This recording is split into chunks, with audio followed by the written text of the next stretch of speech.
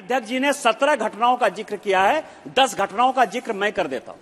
1960 का सवाल हो, 1962 का सवाल हो, 1964 का सवाल हो, 1966 का सवाल हो, 1971 का सवाल हो, वहां से लेके लगातार कांग्रेस के लोग प्लेन हाईजैक करते रहे और कांग्रेस के लोग यहां कट्टा लेकर आते रहे, रिवॉल्वर लेकर आते रहे।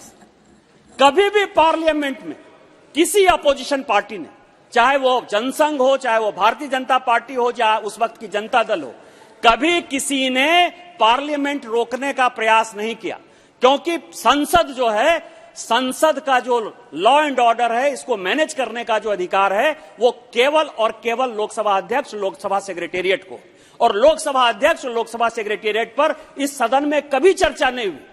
लेकिन पहली बार ऐसा है सर, क्योंकि ये बिल आ रहा था और ये बिल आम गांव, गरीब, किसान, महिला, दलित के सम्मान के लिए आ रहा था, इस बिल को किसी तरह से नहीं पास करें, इसके लिए ये विरोध की राजनीति कांग्रेस कर रही है और नहीं मुद्दे को वो मुद्दा बनाने की कोशिश कर रही है।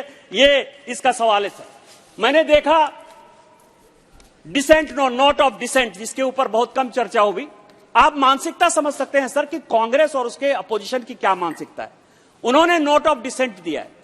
नोट ऑफ डिसेंट उन्होंने 3-4 विषय पर दिया है इस बिल पर, जिससे कि आपको लगेगा कि वो विरोध क्यों कर रहे थे। एक उन्होंने नोट ऑफ डिसेंट दिया सर कि ये जो भारतीय न्याय संहिता है, भारतीय नागरिक सुरक्षा संहिता है और भारतीय साक्ष्य बिल है, ये जो है हिंदी में है।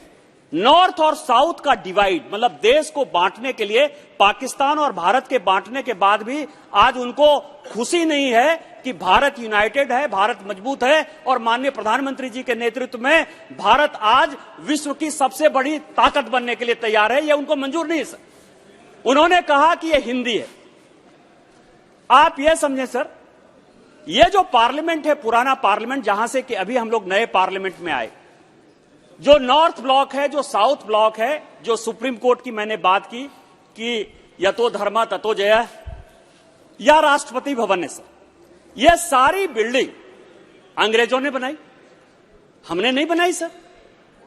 आज हम भले नई बिल्डिंग में आ गए, माननीय प्रधानमंत्री जी ने यह नया बिल्डिंग दिया।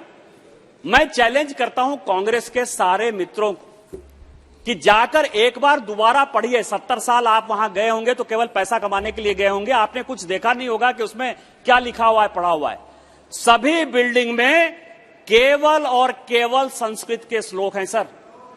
एक भी अंग्रेजी का कोई वाक्य नहीं है, एक भी बाइबिल का कोई वाक्य नहीं है, एक भी कुरान का कोई वाक्य नहीं है। तो क्या आप उस बिल्डिंग में जाकर नहीं बैठे? और हिंदी जो है, हिंदी कौन सी मानसिकता है सर? आज आप समझिए कि पूजा होता है कश्मीर से कन्याकुमारी तक, यदि आप जाइए तो कोई भी पंडित हो, चाहे वो तमिल बोलने वाला हो, तेलुगु बोलने वाला हो, मलयालम बोलने वाला हो, भोजपुरी, कन्नड़ बोलने वाला हो, वो सभी संस्कृत में ही पूजा कराता है। और यही मानसिकता है सर कि उनको जो गुलामी की मानसिकता, भूलने की मानसिकता है, जिसके ऊपर मैं कह रहा था कि ये देश जो है मुगल काल से देश नहीं है। ये काल मुगल या अंग्रेजों के आने के बाद ये देश नहीं बना है। ये देश जो है 4 वेद, 13 उपनिषद और रामायण और महाभारत हजारों हजार साल से आया है। और उसी मानसिकता के साथ यदि आप बात करेंगे तो आपको यह समझ में आएगा कि यह जो विरोध आप कर रहे हैं वो गलत विरोध कर रहे हैं। दूसरा जो उनका विरोध है सर, उनका विरोध है कि लोगों को फांसी नहीं होनी चाहिए। क्यों नहीं फांसी होनी चाहिए? पोटा के कानून को आपने रोका, उसके आधार पर उसके बाद आप यूएपीए लेकर आ गए, उसके बाद आप एनआईए बना लिए। लेकिन आपको क्या लगता है कि इस देश में टेररिस्ट आ जाए, दाऊद इब्राहिम बम विस्फोट करके चला जाए, लेकिन उसको फांसी नहीं होनी चाहिए? ये कानून से फांसी। और आप कहेंगे कि अभी तक 6 ही लोगों को हमने फांसी दी है। कानून जो है सर, कानून केवल भय दिखाता है। कानून बताता है कि आप यदि गलत काम करेंगे तो आपको इतनी बड़ी सजा हो सकती है। इसमें कन्विक्शन कितना हुआ, फांसी क्या हुआ, ये आतंकवाद के खिलाफ जो इसमें हमने एक बड़ा कानून जो बनाया है सर, टेररिज्म को जो हमने डिफाइन किया है, टेररिस्ट एक्टिविटी को जो हम रोकने की कोशिश कर रहे हैं, इस कारण से उन्होंने नोट ऑफ डिसेंट दिया। नोट ऑफ डिसेंट का एक और अच्छा बात बताऊं सर, लोग कहते हैं आप दिग्विजय सिंह का नोट ऑफ डिसेंट देख लीजिए, अधीर चौधरी जी का नोट ऑफ डिसेंट देख लीजिए, रवनीत बिट्टू का नोट ऑफ डिसेंट देख लीजिए। तीनों ने अलग अलग नोट ऑफ डिसेंट दिया है। तीनों का लाइन, कॉमा, फुल स्टॉप सब एक ही है सर।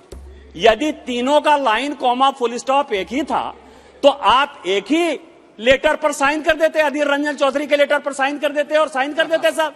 लेकिन सबको अपना नाम लेना है, ये विरोध की बात है सर। इसी तरह से मैं आपको बताऊं कि दूसरा उनका विरोध है सर कि जो आउटसाइड में लोग हैं उनका कन्विक्शन कैसे होगा। अब दाऊद इब्राहिम 93 में बम विस्फोट करके चला गया, पाकिस्तान भाग गया।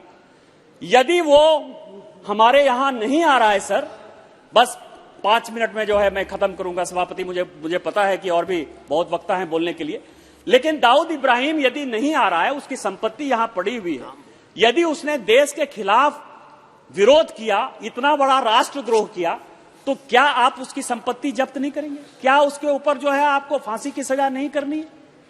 इसके लिए वो विरोध करते हैं। यदि विजय माल्या चला गया, नीरव मोदी चला गया, यदि वो चला गया और हमारे यहां के बैंक को जो है वो खाली खोखला करके चला गया, आम लोगों को परेशान करके चला गया, तो क्या आपको नहीं लगता कि उसको कन्विक्ट करें?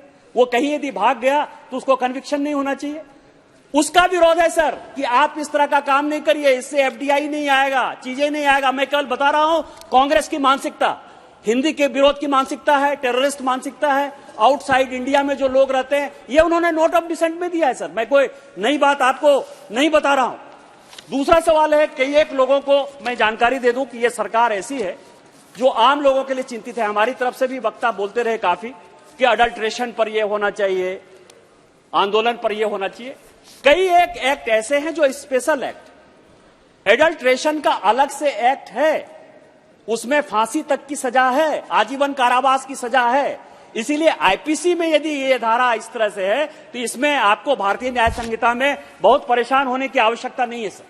और चौथा जो उनका विरोध है सर, जो मेन विरोध है कि पुराना ही बिल है, उसको कट पेस्ट करके जो है हमने डाल दिया। अब आप ये बताएं कि आजादी का ये 75 साल है, हमारे पहले भी यहां सांसद होते रहे, इस पार्लियामेंट में किस तरह की चर्चा होती है सर?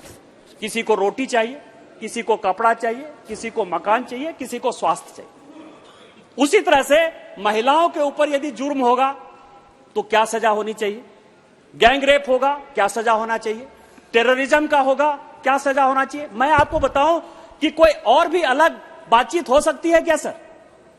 हो सकती है। आर्म फोर्सेस के साथ हमारा बिहेवियर कैसा होना चाहिए, एडल्ट्री के साथ हमारा बिहेवियर कैसा होना चाहिए। हम 377 और एडल्ट्री के खिलाफ हैं। और मैं आपको बताऊं कि जो सुप्रीम कोर्ट ने यतो धर्म ततो जय की बात कही, तो उन्होंने जय की बात नहीं की, धर्म की तो बात ही नहीं कर रहा है। कोई भी धर्म जो है एडल्ट्री को और 377 को जो है अननेचुरल सेक्स को बढ़ावा नहीं देता है। सुप्रीम कोर्ट ने जो भी किया वो गलत किया और सारे लोगों ने आग्रह किया है, सरकार जो भी होगी सरकार बातचीत करेगी।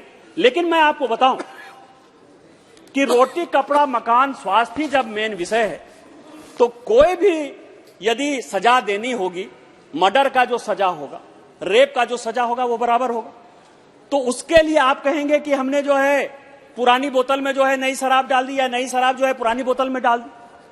हम माननीय प्रधानमंत्री जी के और गृह मंत्री जी के शुक्रगुजार हैं कि उन्होंने जो मुगलों की निशानी थी, जो अंग्रेजों की निशानी थी, उसको मिटाकर भारतीय परंपरा को स्थापित करने के लिए ये बिल लाने का फैसला किया है, भारतीय मानसिकता के साथ कि हमारे यहां पिता का पुत्र के साथ, पत्नी के साथ, ज्वाइंट फैमिली में किस तरह का संबंध होता है, वो लेकर आए हैं।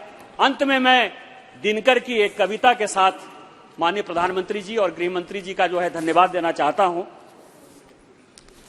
कि कह दे शंकर से आज कहे, क्योंकि मैं बाबा बैद्यनाथ के क्षेत्र से आता हूं सर, 12 ज्योतिर्लिंग के क्षेत्र से, कि कह दे शंकर से आज कहे,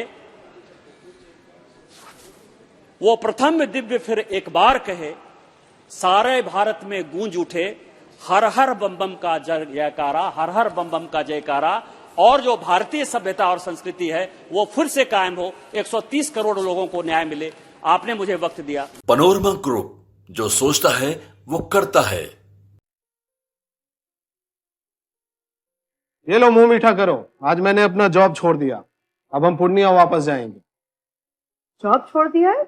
मतलब ये घर कैसे चलेगा, हम करेंगे क्या, और माँ बाबूजी क्या बोलेंगे?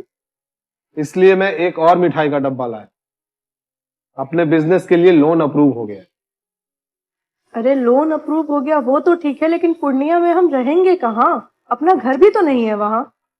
इसलिए तो एक और मिठाई का डब्बा अलग से लाया हूं। हमने पूर्णिया में घर ले लिया है, पूर्णिया के ई होम्स पैनोरमा में। पूर्णिया में पैनोरमा ग्रुप लेकर आए हैं ई होम्स पैनोरमा। बड़ा घर, आलीशान जिंदगी और अत्याधुनिक सुविधाओं के संग। अरे अरे, अब क्यों मुंह मीठा करवा रही हो? क्योंकि हम घर वापसी जो कर रहे हैं। घर वापसी की खुशी पूर्णिया में ई होम्स पैनोरमा के संग। E homes panorama, luxurious lifestyle redefined.